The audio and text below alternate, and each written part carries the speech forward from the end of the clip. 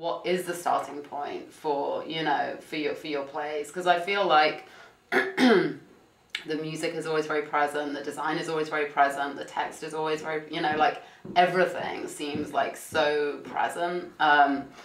So yeah, I'm interested in like what you technically start with.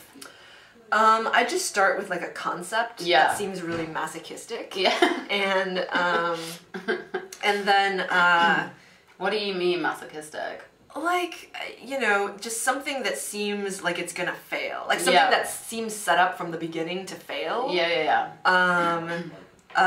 So that it's like a problem I have to find my way out of, you know? So every show is a different problem. Like, you know, my last show, The Shipment, was a Black identity politics play. You know, like, my typical audience is not very excited about seeing identity politics work and the fact that I'm not Black. You know, those were two huge challenges from the beginning. You know, with Lear, it was a challenge just because, you know, the play is sort of my white whale, you know, like it completely, like bit off my leg, you know, 7 years ago, and you know, and now I'm gonna tackle it again. Natural instinct is to be comic, you know, and so you know, this play is, you know, like it's gonna be funny, but you know, but it's a tragedy, and so like I constantly had to, in order to write, like I really didn't want to write because whenever I wrote, I would cry because that was like the goal was to write stuff that was gonna would make an audience cry. Right, and so, you know, and so I would write, and it was just really, like, the themes were so depressing. It was like,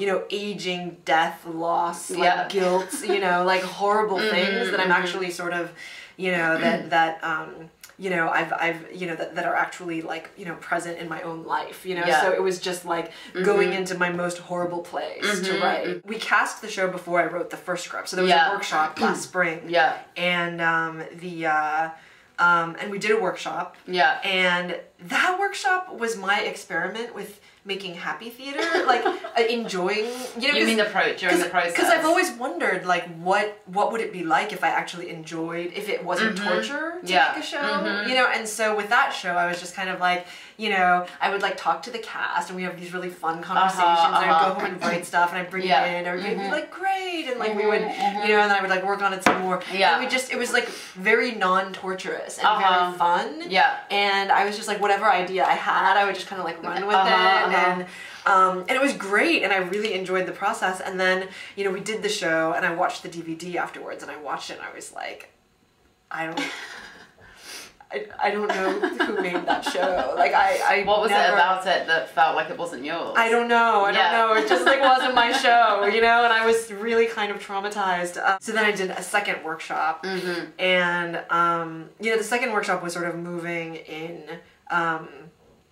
Second workshop was definitely moving like in a better direction, but this really horrible thing happened where you know, I had these actors, you know, playing the older characters, Lear and Gloucester, and they were like amazing, like just the most amazing, you know, just the most amazingly like sort of like talented and just like the most wonderful people and like great collaborators, like you know, wonderful.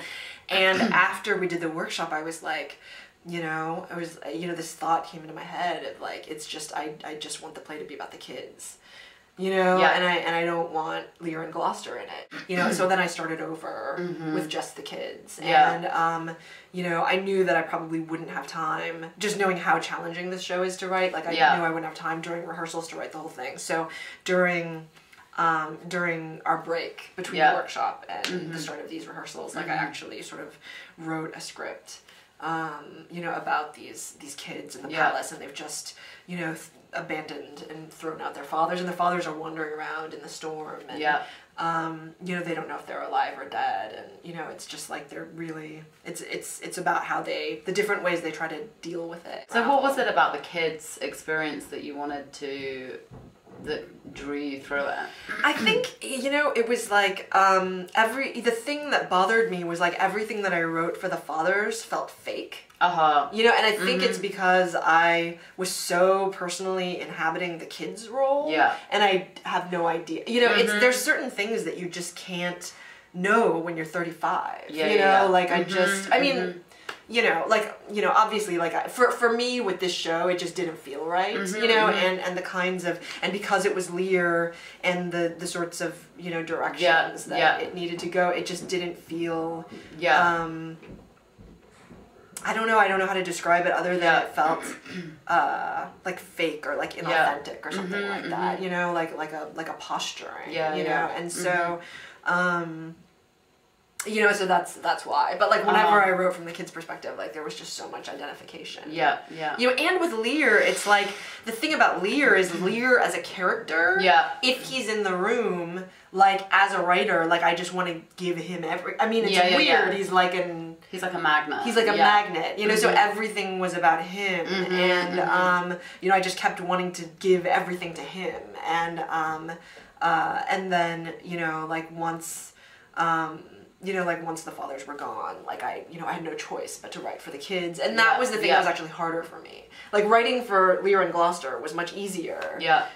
Because I could just use my imagination and like, you know, but you know, but with the kids, that was the part that was really painful to write. This show basically just came from the fact that like I feel like I'm at an age where you know, my friends and I, like, we're beginning to realize the mortality of our parents, you know, and they're like our parents getting old, and you know, things are starting to happen, and I tend to write about like whatever I'm sort of preoccupied with at the time, like whatever's kind of bothering me. So that was really bothering me, and so that's why, you know, just in the same way that like, you know, when I started the shipment, it was pre-Obama, and the way that like nobody wanted to talk about, you know, racism against Black people, like you know, like that was really bothering me at that time, and so that's why I made that show. And so in a way, it's kind of social in the sense that it's like a trend that I'm noticing, like among my peers. You know, just like the way Church was written in response to just like sort of being bothered by the fact that my friends and I were so snotty about evangelical Christians, and you know, like our sort of, you know, reaction against the whole Bush administration.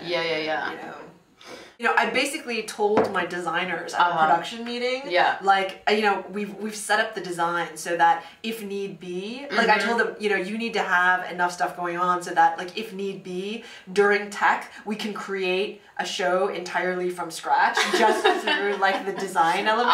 You know, like we could just have like a laser light show and then like actors like walking through the fog and like, you know, smoke machines. Yeah, the disco ball comes down and, you know, so this is really a production where, you know, I really just got everything that I wanted, you know, for the, I feel a sense of dread as I say that, but like you know, it's everything, like all of the circumstances could not be more ideal, you know, which in a way is, it turns out is incredibly terrifying, you know, because it means that like it's, you know, I'm sort of the last piece in the puzzle, like everybody else is just rocking the house, you know, like everybody's just doing I always have work, I always have the same feeling. I'm like, everyone's so great, it's only me that has to blow.